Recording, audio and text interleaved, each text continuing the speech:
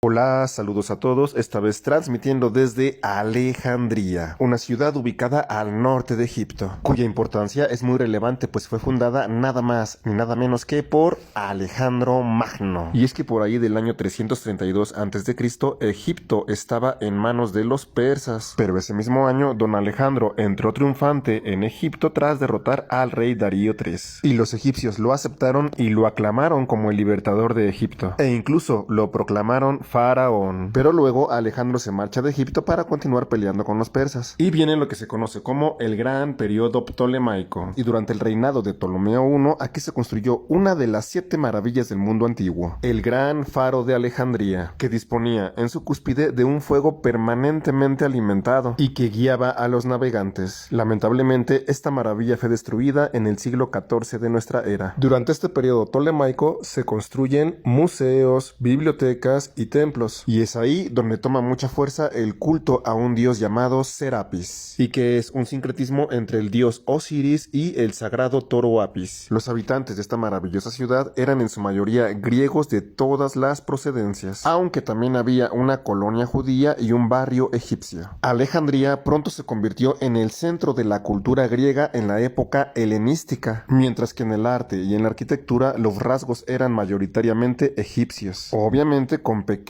influencias griegas. Por ejemplo, al entrar al interior de este templo nos encontramos con Hadit, la esfera alada, que otrora fuera una representación de Horus. Sin embargo, prestemos atención a las figuras humanas que se encuentran a los costados de la momia. Claramente se puede apreciar mayor libertad en la posición y movimiento de la figura humana, pues los griegos trataban de imitar la fluidez del alma, rompiendo poco a poco con los rígidos ángulos de visión egipcios. Pero ojo, no hay que restarle mérito a los artistas del país asoleado de Kemet, pues todos sabemos que Egipto fue el maestro de los griegos en muchos sentidos, incluyendo la geometría y los cánones de la figura humana, pero también en los aspectos filosóficos y místicos. Y es que al ser testigo de estas maravillosas obras del helenismo, uno es transportado a la filosofía que se respiraba en aquel entonces. Y es que el helenismo abarca desde Aristóteles, que por cierto fue maestro de Alejandro Magno, hasta la Edad Media. Y para ese entonces Atenas ya había perdido su papel protagonista, y toda esa gloria y esplendor pasó a Alejandría. El helenismo se caracterizó porque se borraron las barreras entre los diferentes países y culturas, pues don Alejandro Magno unió a la civilización griega con Egipto y todo Oriente hasta la India. Y ahora las distintas culturas se mezclan en un crisol de ideas religiosas, filosóficas y científicas. A esto se le conoce hoy en día como sincretismo o mezcla de religiones, y no tiene una connotación negativa como se le ha querido asignar tendenciosamente. Más bien fue una tentativa de unificación de escuelas y tradiciones diferentes por medio de la comprensión de la unidad de la doctrina. De la mano de este pensamiento viene lo que es el eclecticismo, del griego escoger. Así es, los eclécticos escogen los puntos de vista, ideas y valoraciones filosóficas entre las demás escuelas conforme a criterios determinados. Y esta combinación de ideas filosóficas termina produciendo sistemas filosóficos originales. Y esto, queridos amigos, es lo que se conoce como la gnosis pansófica. Se dice que los mitos gnósticos son una conjunción de elementos del judaísmo, cristianismo, zoroastrismo y filosofía griega. En esta época se hablaba mucho sobre la salvación del alma, aprendiendo teorías secretas y realizando una serie de ritos. También en esta época se borraron los límites de religión y filosofía. La ciudad de Alejandría en Egipto jugó un papel clave como lugar de encuentro entre Oriente y Occidente. La magia helenístico-romana da fe de una producción muy abundante de invocaciones, símbolos, encantamientos, amuletos, himnos y fórmulas, de las cuales se han conservado en manuales escritos en griego y en egipcio demótico, los famosos papiros mágicos. También abundan los relatos de magia en la literatura de la época. La vida espiritual e intelectual de la gente del Mediterráneo estuvo sujeta a múltiples corrientes filosóficas y religiosas, y es así como supervivencias de los grandes filósofos griegos competían con místicos orientales, y los otrora omnipotentes dioses romanos eran ridiculizados por los poetas satíricos. Y por otro lado, una religión surgida de Persia con su dios Mitra como máximo exponente luchaba por quedarse con la clientela que la religión egipcia disputaba con una reina del cielo, algo muy similar a lo que vivimos actualmente con el renacer del neopaganismo. Mientras, de los desiertos palestinos llegaban noticias de un dios viejo como la humanidad, a quien los hebreos llamaban Jehová.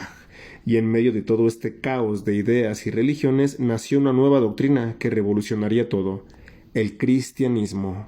Pero antes de comenzar a hablar de los primeros padres de la iglesia y que eran de aquí de Alejandría, resulta imprescindible tratar acerca del hermetismo, que son un conjunto de tratados que fueron escritos en los primeros siglos de nuestra era en Alejandría, y es la más importante forma de gnosticismo no cristiano. Los orígenes de esta doctrina son oscuros, aunque se les describe como la gran obra del sabio Hermes Trismegisto, que es conocida como Corpus Hermeticum. En esta filosofía, el iniciado solo puede salvarse por medio de su propio trabajo y con ayuda de un guía que lo conduzca hacia la gnosis, hacia el conocimiento y experimentación de Dios. En este pensamiento se combate a la ignorancia y tenían conocimientos alquímicos para la transmutación de los iniciados. En uno de los textos se presenta el diálogo entre Asclepio y Hermes, donde tratan temas como el hieros gamos, mientras que en otros textos se habla sobre cábala y aritmética. Los textos contenían también mantras e invocaciones. En el texto Poimandres, que era un dios gnóstico, se presenta la concepción del mundo como imperfecto, pero no como una creación maligna del demiurgo. De hecho, se dice que el mal no viene de Dios, sino de nosotros mismos, que lo preferimos al bien. También se habla de la caída del hombre y de la voluntad para regresar a la fuente del origen convirtiéndose en Dios. El mundo grecorromano se unificó bajo la religión espiritual genérica del neoplatonismo. En este tiempo, Roma solo administraba fiscal y militarmente, pero la cultura seguía siendo griega. Roma conquistó a Grecia militarmente, pero Grecia conquistó a Roma culturalmente. La filosofía neoplatónica es inseparable de un ejercicio constante de perfeccionamiento ético. Y aquí no está separada la práctica de la teoría, y nos invita a permanecer rectos sin perdernos en las altas especulaciones intelectuales como en la filosofía moderna. En pocas palabras, es el arte de vivir bien. Los filósofos alejandrinos eran llamados amantes de la verdad o filalateos. Los neoplatónicos formaban una corporación numerosa y pertenecían a varias filosofías religiosas. Madame Blavatsky dice que en aquellos días se estudiaba la ética de Aristóteles, que era muy similar a la ley de Moisés. Se reconciliaba el Pentateuco con Pitágoras y Platón, y los esenios se decía que eran copistas discípulos de los terapeutas egipcios. Entre los grupos de sabios de Alejandría se encontraban personajes tan famosos como el físico Arquímedes, Euclides y su famosa geometría, el astrónomo Claudio Ptolomeo y por supuesto el gran médico Galeno, quien escribió bastantes obras sobre el arte de la curación, y por supuesto que también sobre la anatomía, cuyas enseñanzas fueron muy estudiadas hasta el Renacimiento. Y como filósofos tenemos a Filón de Alejandría, y de estas tierras también eran algunos de los primeros padres de la iglesia cristiana, cuyas ideas de tipo gnóstico eran verdaderamente sensacionales. Por supuesto que me refiero a Clemente de Alejandría y a Orígenes de Alejandría. Por su parte, Clemente de Alejandría fue discípulo del gran Amonio Sacas, y su enseñanza se asemejaba mucho a la de los valentinianos. Por otro lado, Orígenes de Alejandría también fue discípulo de Amonio Sacas. De hecho, el filósofo neoplatónico Porfirio quedó fascinado con Orígenes. Decía que su visión era helenística y que introdujo de contrabando las ideas griegas en la mitología cristiana.